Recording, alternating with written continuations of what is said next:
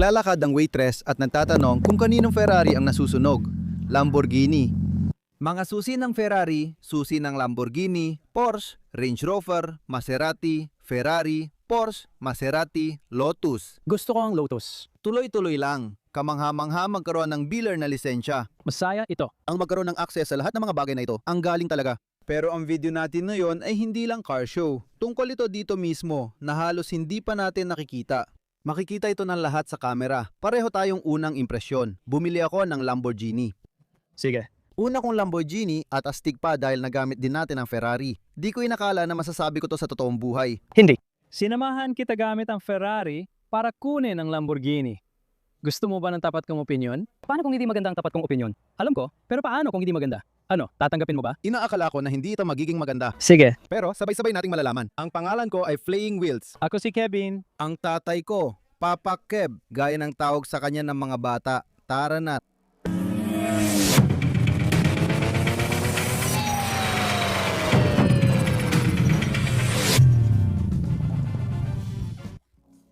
Mayroon akong Lamborghini.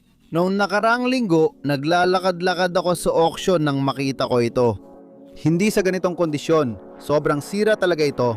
Sinabi ko sa sarili ko, Craig, hindi mo kailangan ng kotse na yan. Craig, kahit mura, mahal pa rin ang Lamborghini. Umalis ka na lang. Sobrang baba ng presyo kaya hindi ko matanggihan.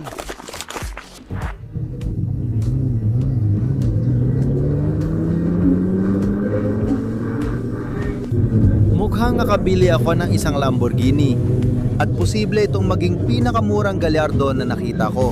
Nagsimula akong mag-bid sa 50,000. Tara, tingnan natin. Nandun lang yon. Dapat darating na yon. Naririnig ko na ata dito. Diyan mismo sa bintana na yan. Ako ang pinakamataas na nagbid sa Lamborghini na ito sa halagang 60,000 at $500. Umandar na ito.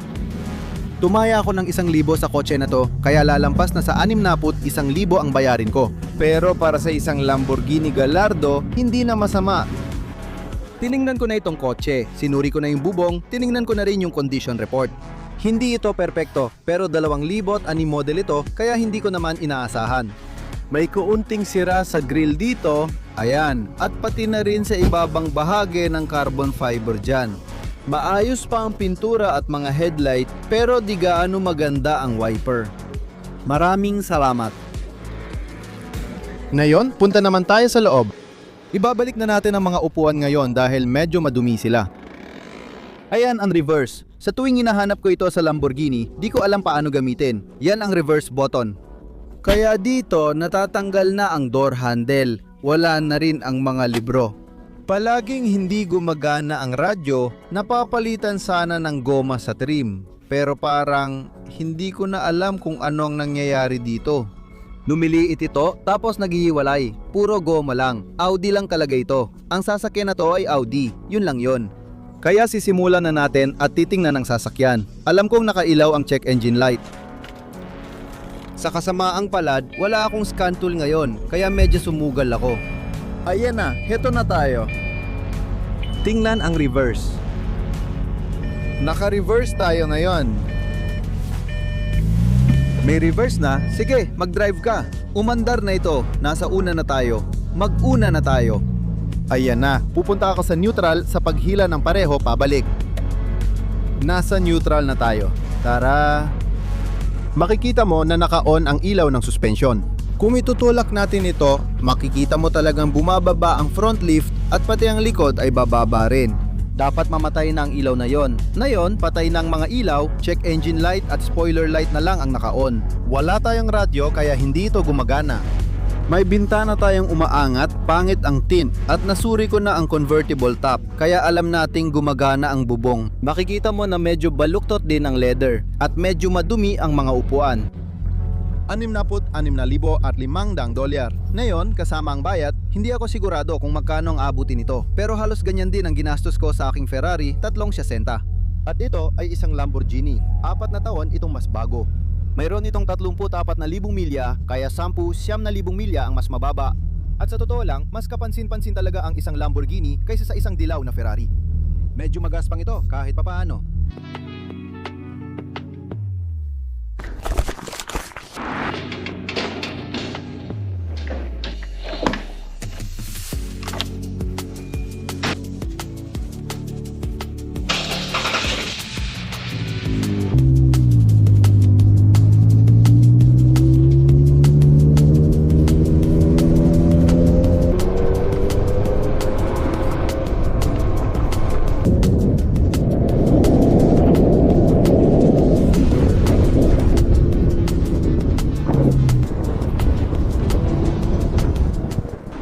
May dealership at dealer license ako sa New Hampshire at dealer license ka rin. Ito ang dahilan kaya kami lumipat sa Florida, F8 Tributo, nagkaroon kami ng access sa lahat. May GT3 sa likod mo at unlimited ang access natin. Kung may gusto ka, sabihin mo lang. Malinaw na kaya akong hanapin at may access ako dito. Kaya ito ang kotse na, ito ay isang SF90. Ito ang kotse na sinunog ni Whistling Diesel sa Bukirin. Ang ganda ng kotse na ito. Sa totoo lang, tingin ko iyon ang F8. Ito naman ang Super Family 90. Ang galing nito. Oo talaga. Kita mo yung carbon fiber dyan? Ha? Nadismaya ako na di ganito bumukas ang pinto ng Gallardo. Nakakainis talaga yung mga ganon. Ito. Ganito na rin ito bumubukas, parang Corvette. Oo, pero nakita mo na yung bisagra? Lumalaylay, natatamaan ulo mo. Alam ko na. Pero wow ha. Sige, unang tanong, gagana ba ito? Sige, simulan natin sa unang impresyon. Gusto mo ng unang impresyon? Oo, gawin natin yan. Gusto ko yun. Gusto ko na parang kakaibang Toyota Celica ang itsura niya. Masakit talaga. Alam kong sinabi mo yon para saktan ako at nagawa mo. Nagbibiro lang ako. Astig ng itsura ng kotse. Gusto ko na mababa siya, makinis ang dating. Gusto ko rin na itim siya. Totoong convertible ba yung gubong niyan? Gusto ko rin na convertible siya. Sa unang tingin, nagustuhan ko na siya. Mababa ang tinakbo, pero may problema. Ang Ferrari ay isang kamanghamanghang kotse. Napakaganda ng itsura nito. Mas gusto ko na ngayon ng komportable at marangyang sasakyan. Mabilis talaga ang Ferrari. Masaya siya sa loob ng 20 minuto. 20 minuto? Oo. Pero astig talaga ang kotse na to. Hindi ko akalaing mabibili ko ang mga kotse ng pangarap ko. May garahe ka na punong-puno ng mga yon. Ang galing talaga. Garahe na puno ng pangarap, sobrang astig. Hindi ko ito binanggit para magyabang. Maraming hirap at pagsusumikap ang kailangan. Oo nga. Maraming hirap at pagsusumikap. At tulad ng lahat ng mga video na sinasabi ko, aayusin ko ang problema. Aayusin ko ang problema. May isa na namang problema. Aayusin ko ang problema. Ganun ang kailangan. Ito ang mga gantimpala. Oo, sabihin mo muna. Sige, unang impresyon ko, gustong gusto ko ito, lalo na't nakapark sa supercar area at katabi pa ng MC20. Tingnan natin kung aandar ito. Naipit ang switchblade na susi. Flat ba ang likurang gulong na ito? Ay, sana hindi. Sige, nagbago ang unang impresyon. Sa isang paperclip o kung anuman. Hindi ito patag. Naku, pumasok sa kuko ko. Ayos na, solve na ang problema. Pero dumudugo na yung kuko ko. Oo, gusto ko. Wala kasi siya mga pintuan na ganon. Siguraduhin walang matutulis sa bulsa. Napansin ko rin may ilang kakaibang bagay sa loob bago tayo magsimula. Kung lalapit ka dito sandali, ang unang napansin ko nung tiningnan ko ang sasakyan na to ay ito mismo. Yung takip ng pinto ng pasahero ay carbon fiber at siguro natanggal lang sa pagkakaklip. Sasabihin ko na ganun lang nangyari. Matanggal. Pero malamang ay sira na ito. Pero sasabihin ko na may nagtanggal nito. Kaya yon. Tapos itong leather dito, hindi naman siya nakakahiwalay pero medyo baluktot na siya. Nagdikit tanggal na. Oo, medyo. Madalas kasi dashboard lang ang ganyan dahil sa init. Ngayon ko lang nakita dito. O baka yun talagang balat na to? Di ako sigurado kasi pare-pareho sa buong kotse. Yung isa pang napansin ko sa kotse na to, hindi punit o sira yung mga upuan, pero medyo gamit na. At kung titingnan mo dito, ito ay isang Audi. Simple lang, ito ay Audi R8 na gawa ng Audi at Bentley. Parehong pag-aari ng Volkswagen. Lahat ay goma. Matagal nang may ganitong problema ang Audi. Simula pa noong huling bahagi ng dekada 90 kung saan ang ganitong klase ng goma ay lumiliit at natutuklap. Kung gagawin ko ito, madali ko lang matutuklap ang goma dito. Mabuti na lang at hindi ito buong kotse. Madaling masira ang ganitong button. May front end lift at electric convertible top ito. Siguraduhin natin gumagana lahat ng yon. Patay ba ang baterya? Karaniwan, otomatiko ito. Kaya ayos lang ako. Magandang senyales na agad ito.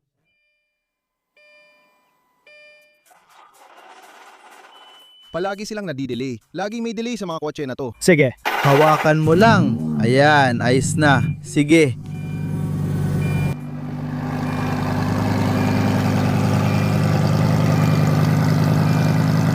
Susubukan natin ang convertible top? Oo. Yung mga pindutan, yung salamin sa kanan para sa front end lift. Kung akyat ka dito. Gusto ko lang ulit, di ko alam kung gusto ko yung trifecta. Pero subukan natin yung convertible top sa kaliwang pindutan. Sige, hawakan mo yung pindutan. Tingnan natin kung anong mangyayari. Sa ngayon, ayos naman. Umiikot at gumagana na ang itaas. Wow, tingnan mo.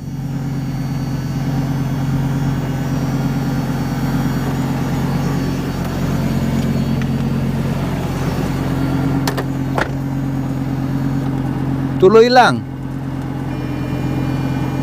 Pinakaba mo ako, sandali. Ayos ang taas. Meron din, tingnan mo yung kulay.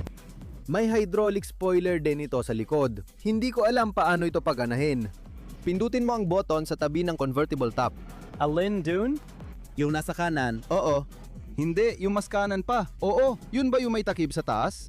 Oh sige, nasaan ang spoiler button? Nagtataka ako. Baka ayoko. Swerte ko lang siguro. Wala akong ginawa. Napansin ko lang sa labas ng kotse na basag yung carbon fiber lip. Mukhang rap lang talaga yon. Maganda, maganda. Wrap lang talaga yan sa mismong lower lip. Kaya siguro natin itong ayusin at ire-wrap. Madali lang dapat ayusin yan, pero ito, hindi ko alam paano ayusin. Kung makuha ko lang itong mesh na ito, hindi ko alam paano ayusin yan. Headlight. Ayos, dumi lang pala sa pintura. Gagawin natin ang paint correction at tatanggalin ang gasgas. Sa tingin ko, ayos na. Marunong ka bang mag-drive nito? Hindi. Pindutin mo lang ang plus para pumasok agad sa una. Gusto kong mag-ingat. Kanan o kaliwa?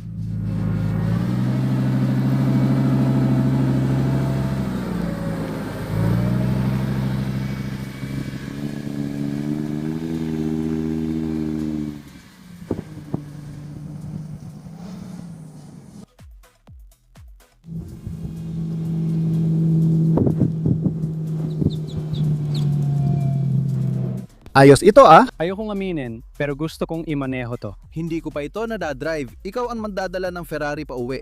I-video natin yan. Hayaan natin makita ng mga tao ang totoong Craig. Sa tingin ko, maganda yung linya na yan. Mapapansin mo, maraming mapapansin sa akin. Lahat naman to ay katuwaan lang. Marami na talagang hindi gusto sa akin sa internet.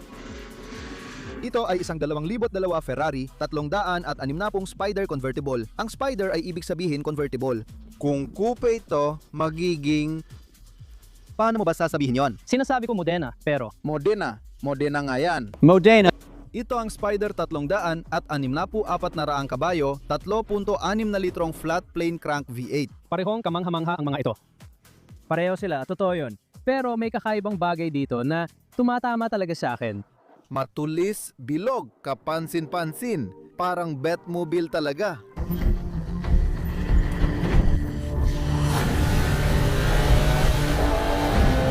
Gusto ko ito. Maganda rin tunog niya nung minamaneho natin. Subukan ko bang ilagay ang bubong at tingnan kung okay? Sinusubukan mong swerte, baka ngayon pala rin. Walang tapang, walang tagumpay.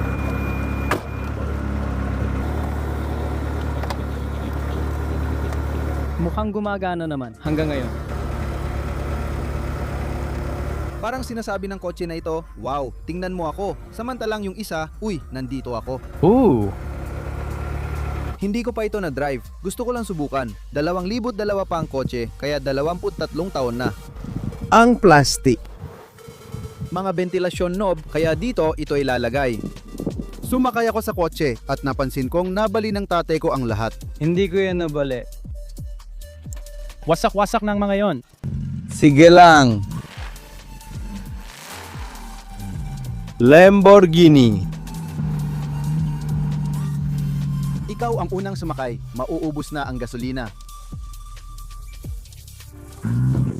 Tinutukso mo lang ako.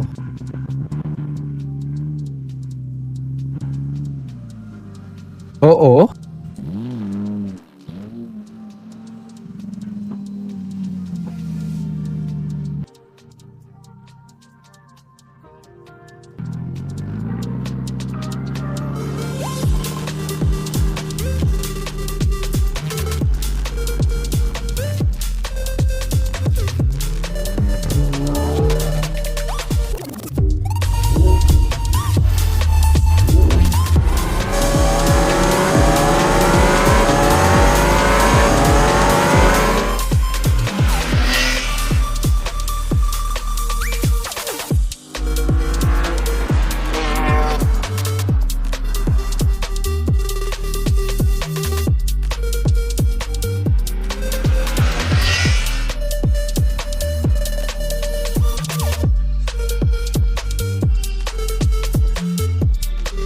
presyo na binayaran ko, hindi ko sinabi kanino man. Hindi ko kayang palampasin yon. Wala akong pakialam kung may siraman ito. Hindi ko talaga kayang tanggihan.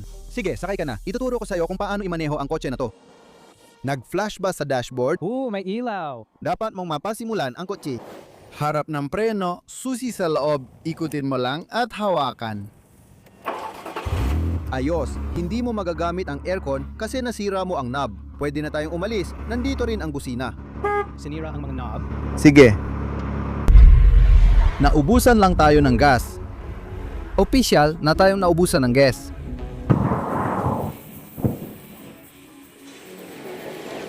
Sinabi nilang hindi sila tutulong. Ayos! Sabihin mo lang kung ano nangyari. Naubusan tayo ng gasolina. Malas lang daw. Nakuha na sa auction.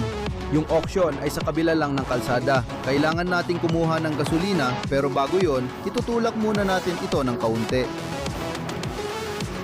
Kami ang tutulak kung ikaw ang magmamaneho.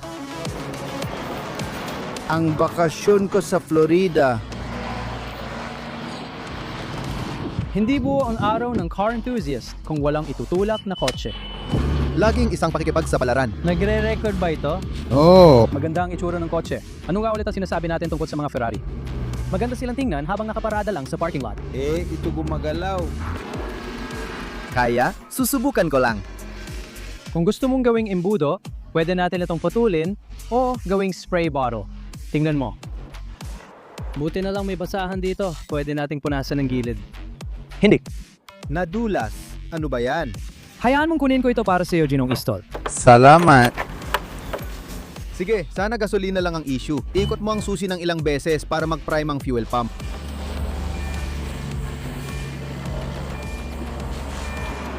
Et, 3, 2, 1.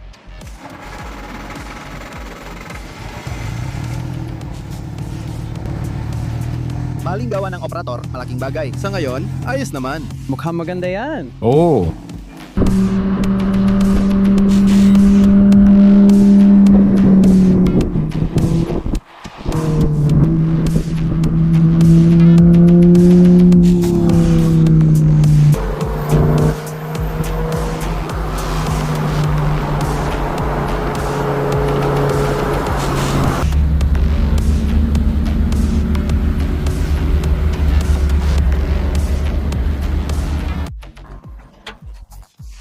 Inakala kong maganda ang plano. Isasama si tatay sakay ng Ferrari, kukunin ang Lamborghini, tapos kakain ng masarap na tanghalian. Ilang minuto pa lang kaming kumakain nang may waitress na nagtanong kung kaninong Ferrari ang nasusunog. Binuksan ko lang ang pinto sa ibaba. Tumakbo ako palabas papunta sa mga coolant line na pinagawa ko ng mahal. Pumutok ang isa sa kanila.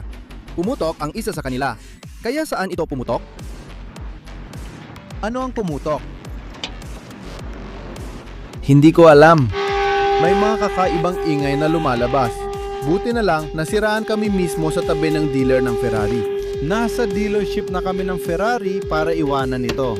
Magkano kaya ang abutin nito para ipacheck gamit ang mga piyesa ng Ferrari at presyo ng labor ng Ferrari? Ayos! Talo sa Ferrari, panalo sa Lamborghini. Masaya ngayon ang ayusin, kumpunihin at ihanda para ibenta. Masaya ako kasi gusto ko talagang taong to at humanga ako sa kanya. Parang in love na yata ako dito. Astig ang family video ngayon, kinunan nito sa dalawang paraan, professional at first person. Ang galing talaga. Mahilig sa kotse ang tatay ko, mahilig din ako sa kotse. Mahilig din sa kotse ang panganay kong anak at ito ang nag-uugnay sa aming lahat. Nagbonding kami ni tatay ngayon dahil sa mga kotse. Ang saya at ang ganda ng handling ng kotse. Bumanda habang nagmamaneho kami, pero may di maganda. Kinailangan itulak ang kotse ko dahil nag-overheat ang Ferrari. May mga kwento kaming pwedeng pag-usapan sa hinaharap. Uwi na ang anak ko at may babahagi ko sa kanya ang saya ko sa kotse na ito. Kaya lahat kami mahilig sa kotse at astig ang mga video na ito. Ayos ang takbo. Lalong gumanda habang nagmamaneho. Pinakamurang Lamborghini na gumagana at nasa driveway na natin. Editorial every Kate. Lumipas ang 2 linggo at bumalik ang dilaw na Ferrari. Ako na ang nagtatrabaho rito. Tingnan mo. Makikita mo na tinanggal ko na ang upuan ng pasahero. Tinanggal ko na rin ang likurang access panel. Himay-himay ang kotse. Ayoko magbayad sa Ferrari ng $450 o $550 kada oras o kung magkano man para gawin ang isang bagay na kaya ko namang gawin. May paparating na video tungkol sa paggawa, madudumihan, magkakapasa at magagasgasan ang kamay ko. At saka, ang Lamborghini ay lumabas na kamangha-mangha. Sa isa sa mga paparating naming video, ipapakita ko sa inyo kung gaano kaganda talaga ang sasakyan na ito. Nagkaroon kami ng aberya sa proseso, gaya ng mga nagawa kong pinsala. Pero talagang kamangha-mangha ang itsura ng kotse. Dahil sa pagmamayari ko ng sasakyan, naimbitahan agad ako nung nakaraang linggo sa karera ng Lamborghini sa Sebring International Raceway kasama ang Lamborghini Club ng Palm Beach. Hindi ka panipaniwala na ipatakbo ko na ito sa racetrack, napa-service, nalinis at na-detail na rin. Magiging susunod na video yon tungkol sa araw ng karera at pati na rin sa pagbabalik buhay ng sasakyang ito. Gustong gusto ko to. Sobrang saya ko dahil dito kahit minsan hindi masaya. Makikita mo ang nangyayari sa likod ng eksena. Astig to, pero napapasuna ang mga kamay ko kakatrabaho sa Ferrari ngayon dahil dito kasi ayokong gumastos. Hindi ko afford ang presyo ng Ferrari. Kung naging edukasyonal o nakatulong ang video, ipaalam mo sa akin. Salamat sa thumbs up at komento nyo. Maging mabait lang. Kita-kits ulit sa part 2, 3 at 4. Paalam.